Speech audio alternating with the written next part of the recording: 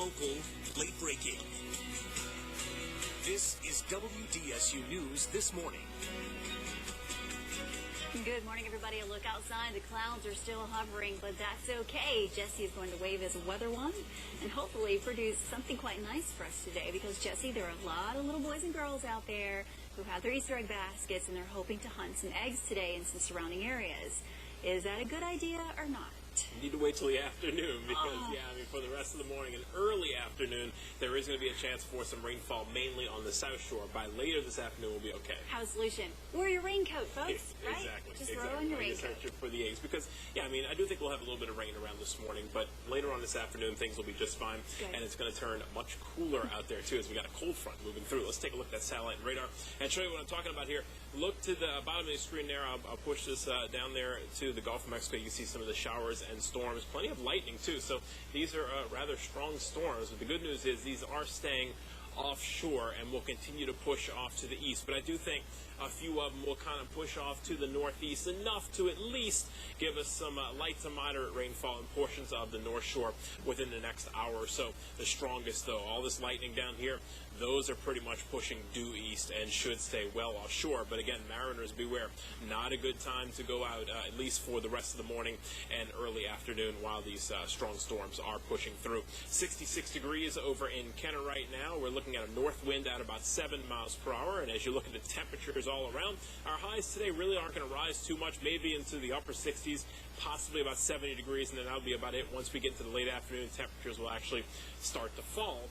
But right now, we're looking at mid to upper 60s. Wind speeds are calm, but we're starting to see those north winds, which tells us that front is kind of draped right across the area. It's going to be pushing to the south as we head into the afternoon. Those storms you saw are kind of in advance of that front moving along the frontal boundary. So as you look at the hour-by-hour forecast, upper 60s going into the 10 a.m., 1 o'clock hour there. We'll put about a 40% chance of rainfall, mainly south of the lake.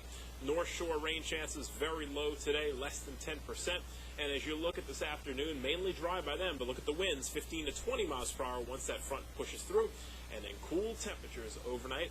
I'll let you know how cool it's going to get coming up in the full forecast in a few minutes. Farrah? All right, Jesse, thanks so much. Well, as we watch the skies, here's a look at some of the Easter egg hunts that are still scheduled for this weekend. At the Fly, it's the 11th annual Easter egg hunt that is put on by Sheriff Marlene Gusman. That starts at 10 o'clock. Also at 11 o'clock, of course, on the West Bank, WDSU will be sponsoring an Easter egg hunt for kids 12 and under, and that's going to be at Berman Park. And then also on Sunday, City Park will be hosting its annual extravaganza. That hunt begins at 10 o'clock, and it costs $10 per person. And also, just so you know, the Abita New Orleans International Beer Festival has been postponed. It will now be held on Saturday, June 4th at Champion Square. But if you already had tickets, that's okay. The organizers say hold on to them because those tickets will be honored in June. Well, it has now been 1 week since severe storms brought widespread flooding throughout Louisiana. And over in Ponchatoula, you don't have to go far to see the devastation. This neighborhood on Forest Lane off of Thibodeau Road was flooded by the Tangipahoe River, which sits about a half mile away. Residents say they never thought that they would see 4 feet of water inside of their homes. I've got a few things inside that I kept, out of the water and stuff, and in the shed. I got put some stuff back in the shed, but majority of it's gone. But it's going to get better. But like I told you, it's just a shock. If you live in the North Shore and you did suffer flood damage, you're encouraged to register with FEMA to receive disaster assistance. You can call 1-800-621-FEMA or head online to disasterassistance.gov. A Slidell teacher has been arrested and charged with child pornography and molestation.